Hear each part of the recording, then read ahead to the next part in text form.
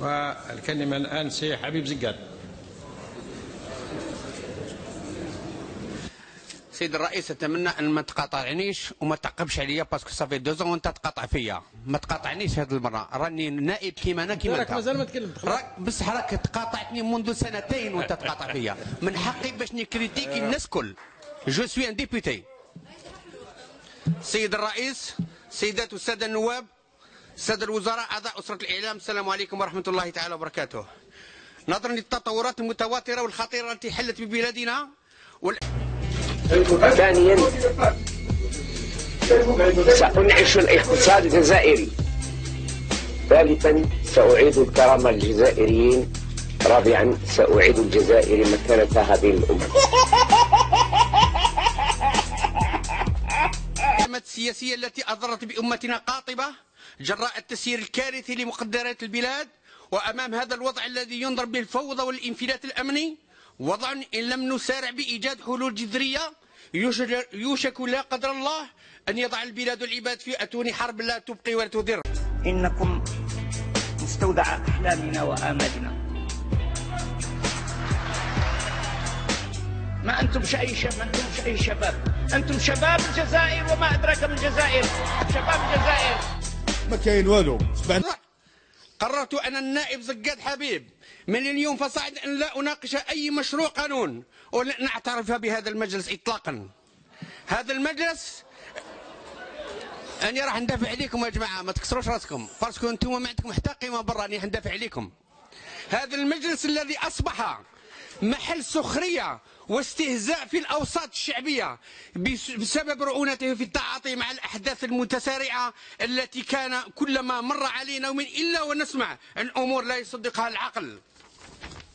هل يعقل أن يتظاهر من كانوا بالأمس يقمعون كل من سولت له نفسه أن يعبر سلميا عن مطالبه الاجتماعية والسياسية؟ مؤسسة أمنية تتمرد ولا يجتمع هذا المجلس في جلسة طارئة.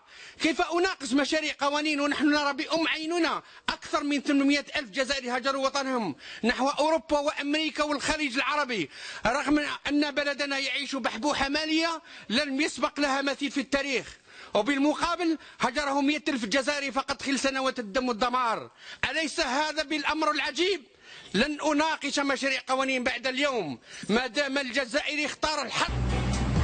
معظم كبار الدول في العالم طالبين منا بإلحاح باش نلعبوا دورنا كقوة، نأكد كقوة بلد الذل والمهانة بدل العز والكرامة، بلد تحكمه عصبة نهبت البلاد وذلت العباد.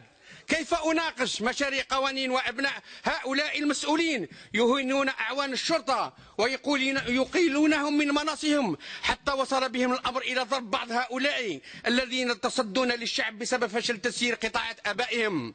كيف أناقش مشاريع قوانين في برلمان أفرغ من صلاحيته بسبب رئيسه الذي رفض اقتراح أكثر من 100 نائب لمناقشة ظاهرة الفساد المستشري في البلاد؟ كيف أناقش مشاريع قوانين حكومة لا تعترف بأعضاء البرلمان، بل أكثر من ذلك يزدرونهم ويحتقرونهم ويمتنعون حتى عن استقبالهم؟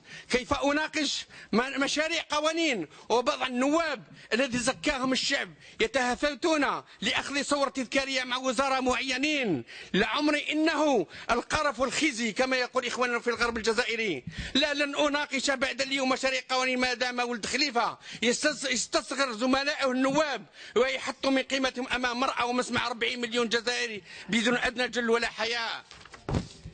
كيف أناقش مشاريع قوانين والطائرات الفرنسية تخرق المجال الجزائري بمباركة السلطة الجزائرية؟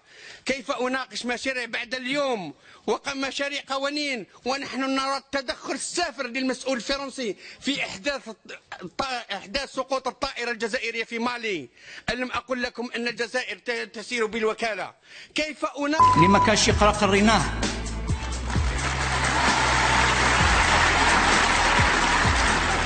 واللي ما كانش ساكن سكناه ومازال المزيد، اللي ما كانش يعالج عالجناه. نقل 50 سنه هما مستقلين وما داروا والو. لا درنا واللي بغى يحاسبنا نجيو نحاسبوه. صافي دوك نتا الديفو شايفو غير فينا حنا. هاي الناس كل تقعد في الدنيا ما شفتهاش انت. ودبلوماسيتنا تتبجد بحل الازمه التونسيه والليبيه وحتى الماليه في ظل تأجج الاوضاع في غردايه الجريحه. هذه المدينه الهادئه لا يظلم فيها احد بفضل حنكه اعيانها وطيبه اهلها. لم تجد الحكومه لها حلا الا الحل الامني الذي تمخض عنه تمرد اعوان الشرطه بسبب الظروف القاسيه التي واجهها هؤلاء الرجال الزرق لمدة 10 أشهر بدون أن يسأل عنهم المسؤول الأول في المؤسسة.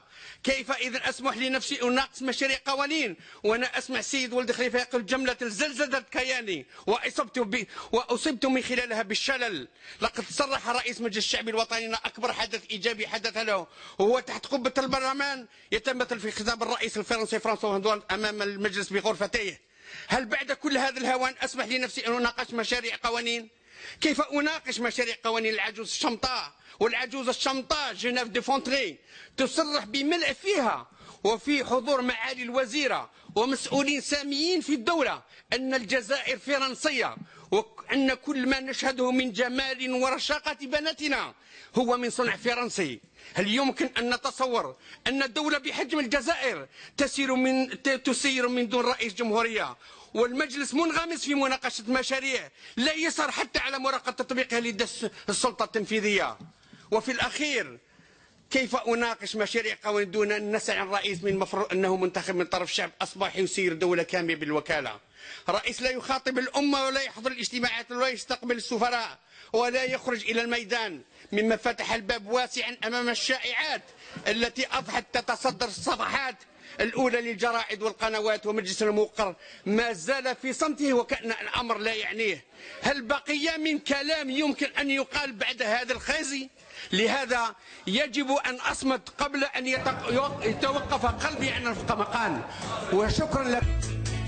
ربما لا تعرفون بأن بلدكم الآن لها القدرة لتستضيف 2 تاع ليكوب دي موند، 2 مش وحدة.